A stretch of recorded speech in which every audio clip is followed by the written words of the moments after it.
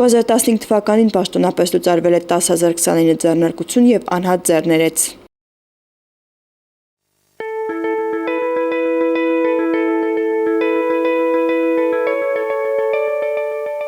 Մեր լոլիկը հասունացել է, բայց մենք չենք հավաքում, որովհետև չենք կարում սպառենք։ Դրսից շատ են բերում ու մեր բնական արտադրանքը չի վաճառվում։ Մուսոյանների ընտանիքը 5 տարի առաջ է ջերմոցիննել։ 3000 մետր հողատարածքից շաբաթական 700-ից մինչև 1500 տոննա բերք են ստանում։ Քանակը կախված է սեզոնից, միայն թե բերքի իրացումը լուրջ խնդիր է դարձել։ Պատճառը Թուրքիայից ներմուծված լոլիկն է։ Մաքսազերծում չի արվում, իսկական մաքսազերծում արվում է հիմնականում 500-ից 500 դրամից ավել կիլոգրամի մեջ։ Թուրքիայից ներմուծվում է ավելի էժան գնով, շատ էժան գնով 300-400 դրամ վաճառք է կատարում։ Տալիս ենք աշխատավարձ, գազի փող, հոսանքի փող, քիմիական նյութեր են կառնում, օրգանական նյութեր են կառնում։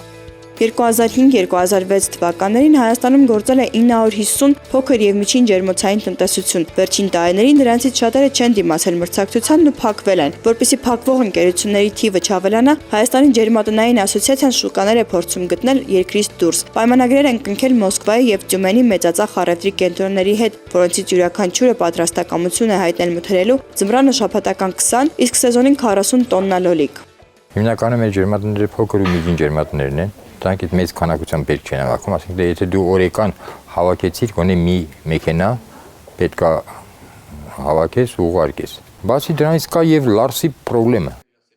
Եվ պետական պաշտոնյաները եւ շատ այլ կառույցներ, որոնք պետք է աջակցեն, խորոապես չեն տիրապետում։ Այսինքն ՓՄԶ-ների հարցը միշտ մակերեսային է դիտարկվում։ Ինչու՞։ Տարբեր խորհուրդներում, ասենք, ինչ որ փոքր-մոքր բաներ են լսում, վերլուծությունները բազմակողմանի եւ խորը չեն գնահատված, թե հիմնական փակվելու պատճառները որոնք են։ Հայաստանում ակտիվ գործող տնտեսվարող սուբյեկտների թիվը տարբեր տարիներին հիմնականում տատանվել է 70-ից 80 հազարի սահմաններում։ Վերջին տարիներին խոսվում է 91 հազարի մասին։ Դրանց մոտ 55-ից 56 հազարը միկրոձեռնարկություններն են, 26 հազարը փոքր ընկերությունները, 20 հազարը խոշորները։ Միջին ձեռնարկությունների թիվը հազիվ հասնում է 550-ի։ Ինչն է տարօրինակը, որ միկրոբիզնեսները հազարներով են, փոքր բիզնեսները հազարներով են, թեկուզ միկրոյի կեսի չափ են, բայց արդեն որ ասում ենք միջին ձեռնարկության, ընդամենը 500-ից, այսինքն 1000-1000 հատ չկա։ Դա էկոնոմիկայի հայելին է, դա ցույց տալի, որ միկրոձեռնարկությունները ծնվում են, մեռնում են միկրո մնալով, փոքրերը առաջանում են, գործում են, ամենափոքր են մնում, չեն դառնում միջին, միջիններն էլ անդադ միշտ եղել են քիչ։ 2015 թվականին 10,029 ձեռնարկատեր եւ անհատ ձեռներեց պաշտոնապես լուծարվել է։ Գագիկ Մակարյանը վստահ է նույն վիճակը կլինի նաեւ 2016-ին։ Ներկայումս հազարավոր փոքր ձեռնարկությունների սնանկ ճանաչվելու գործեր գտնվում են դատարանում։ Քիչ չեն դեպքերը, երբ լավ մենեջմենթով, լավ բիզնես գաղափարով եւ ռեսուրսներով բիզնեսն է տապալվում։ Մի խումբ աշխատում է պետությունից թալանած փողերն է բերում դրում բիզնեսի մեջ։ Այսինքն վակ չի վերցնում։ Կարող է հետո կարող է սկսում վերցնել, երբ որ իրան պետք է, բայց այն մյուս մասը սեփական փողը չունի, գնում է չնչին փողով սկսում է վարկեր ավերցնում։ Հիմա տարբերությունը շատ մեծ է արդեն։ Արգիշտի Շամիրյանն իր բիզնես ծրագիրը ներկայացնում է Սոցիալ նախարարության զբաղվածության պետական գործակալության աշխատակիցներին։ Քանի հաճախորդ եք անխտեսում օրերին։ Գիշերը 6-ով, ասենք, մի քիչ կարող է գարնանային կողմը մի քիչ լինել, ամառվա կողմը մի քիչ շատ լինել։ Դեռ 2009 թվականին նա Գառնիում ծնողների Ջարանգաց տունը հյուրատուն էր դարձրել։ Սկզբում հյուրընկալել է ընկերներին ու հարազատներին։ Հիմա որոշել է ծառայություններ մատուցել նաև զբոսաշրջիկներին։ Լավագույն ձևն է ֆինանսական աղբյուր ստանալու, դա 30% քո ներդրումից։ 25-ից մինչև 32% ավելի ճիշտ։ Մենք ունենք արդեն 24%,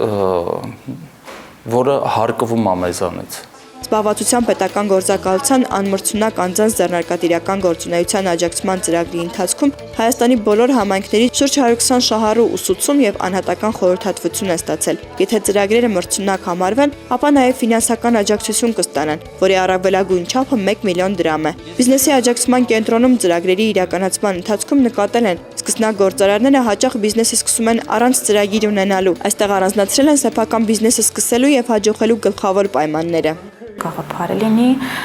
շուկայի ուսումնասիրություն, այսինքն կանխատեսումներ եւ հետևողականությունը։